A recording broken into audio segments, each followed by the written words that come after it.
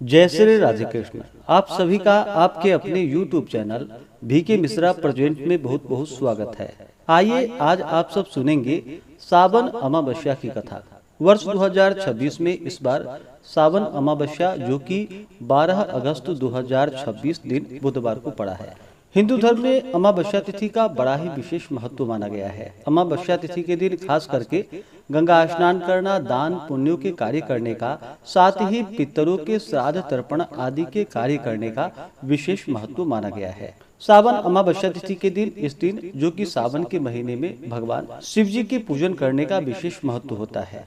सावन का महीना भगवान शिव को अति ही प्रिय माना गया है। इस पूरे महीने में शिवलिंग पर जल और गंगा जल अर्पित करना, बेलपत्र चढ़ाना, महामृत्युंजय अथवा ओम नमः शिवाय आदि मंत्रों का जप करना, इन सबों का विशेष महत्व माना गया है। सावन अमावस्या तिथि के दिन प्रातः काल पवित्र होकर के गंगा नदी में या घर के नहाने के पानी में ही थोड़ा सा गंगा जल मिला करके स्नान करना चाहिए। भगवान सूर्य नारायण को अर्घ्य प्रदान करनी चाहिए और इस दिन अपने इष्ट देवता, कुल देवता, भगवान शिव, माता पार्वती, शिव परिवार आदि की पूजा करनी चाहिए।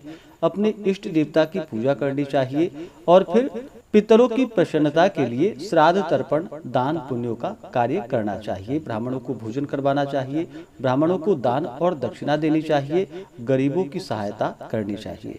तो आइए सुनते हैं सावन अमावस्या की कथा।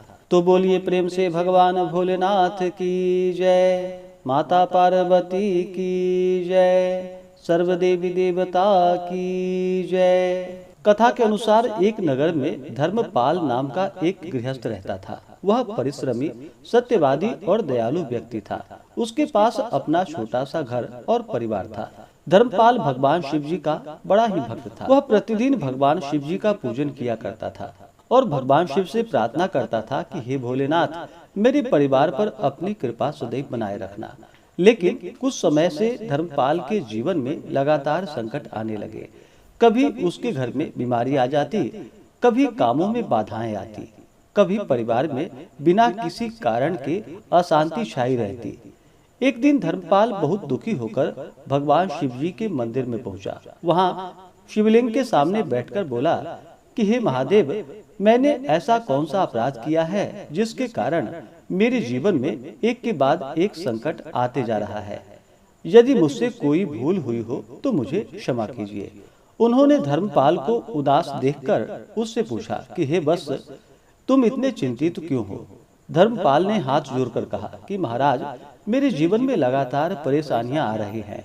मैं भगवान शिव की पूजा करता हूँ, फिर भी मन को शांति नहीं मिलती। कृपा करके मुझे कोई ऐसा उपाय बतलाइए। साधु ने कुछ क्षण ध्यान किया और फिर दोबारा बोले कि हे वत्स, भगवान शिव की भक्ति में कभी भी कोई कमी मत करना, लेकिन अपने पितरों का स्मरण भी करना चाहिए। आने वाली सावन अमावस्या जो कि बहुत ही पवित्र है, उस दिन प्रातः स्नान करके भगवान शिव का पूजन करना और अपने पितृ देवताओं का श्रद्धा पूर्वक तर्पण, श्राद्ध आदि का कार्य करना, ब्राह्मणों को भोजन करवाना, गरीबों की सहायता करना। धर्मपाल ने पूछा कि महाराज, क्या केवल तर्पण करने से मेरे कष्ट दूर हो जाएंगे? साधु मुस्कुराकर बोले, पुत्र, तर्पण केवल कष्ट दूर करने का उपाय नहीं, बल्कि अपने पूर्वजों के प्रति कृतज्ञता प्रकट करने का धर्म है। जिस व्यक्ति को अपने पूर्वजों का स्मरण रहता है, उसके भीतर विनम्रता और धर्म की भावना बनी रहती है। फिर साधु बोले, और सावन मास भगवान शिव को प्रिय है, इसलिए उस दिन शिवलिंग पर गंगा जल और बिलपत्र आदि अर्पित करना, भगवान शिव का जाप करना, जो कि यह बड़ा ही पुण्यफलदायी माना गया है। धर्मपाल ने साधु के चरणों में प्रणाम किया और बोला कि महाराज, मैं आपके बताए अनुसार अवश्य ही करूंगा। कुछ दिनों के बाद सावन अमावस्या आई। धर्मपाल सूर्योदय से पहले उठ गया। उसने स्नान किया और पवित्र नदी के तट पर जा पहुंचा। नदी के सामने खड़े होकर उसने हाथ जोड़कर कहा कि हे मैया गंगा, आप सभी पापों को नष्ट करने वाली है, सभी प्रकार के कष्टों को दूर करने वाली है। मुझे पवित्र कीजिए और मेरे पितृ देवताओं को शांति प्रदान कीजिए। स्नान के बाद धर्मपाल ने अपने पितरों का स्मरण किया। उसने जल और तिल लेकर श्रद्धा पूर्वक तर्पण आदि का कार्य किया और प्रार्थना की कि हे मेरे पितृदेवताओं, आप जहाँ कहीं भी हों, मेरे द्वारा श्रद्धा से अर्पित किए हुए इस जल को स्वीकार करें। मुझसे जाने अनजाने में कोई भी भूल हो गई हो तो मुझे क्षमा करें। आप सभी मुझ पर और मेरे परिवार पर अपना आशीर्वाद बनाए रखें। इसके बाद धर्मपाल ने जरूरतमंद लोगों को अन्न और वस्त्र का दान किया। फिर वह भगवान शिव के मंदिर में जा पहुंचा।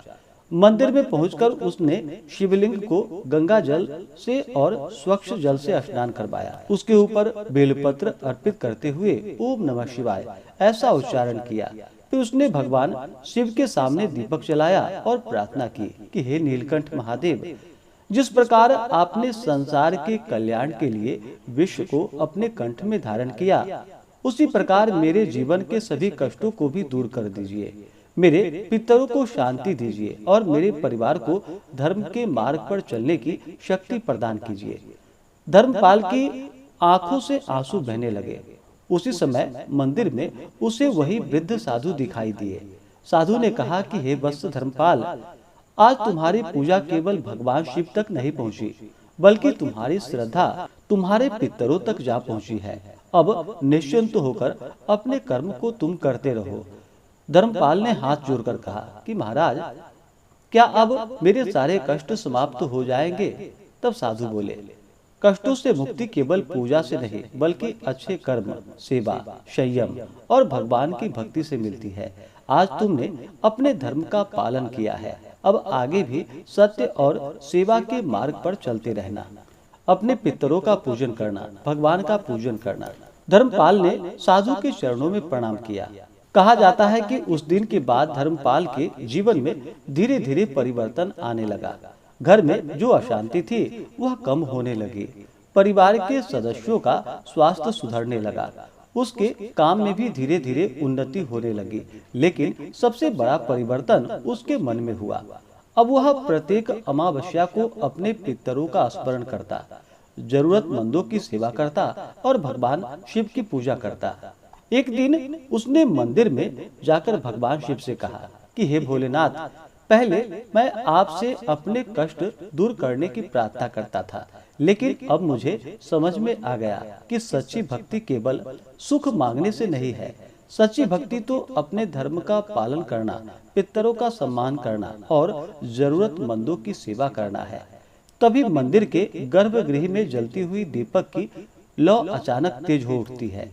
धर्मपाल ने इसे भगवान शिव की कृपा का संकेत माना और भाव विभोर होकर बोला, हर हर महादेव। इस प्रकार से जो भी भक्त सच्ची श्रद्धा के साथ सावन अमावस्या तिथि के दिन गंगा स्नान करते हैं, पितरों का श्राद्ध तर्पण आदि का कार्य करते हैं, दान पुण्यों का कार्य करते हैं, भगवान शिव की पूजा करते हैं, अपने इष्ट देवता की पूजा करते हैं, तो इससे पितृदेवता और भगवान का आशीर्वाद प्राप्त होता है।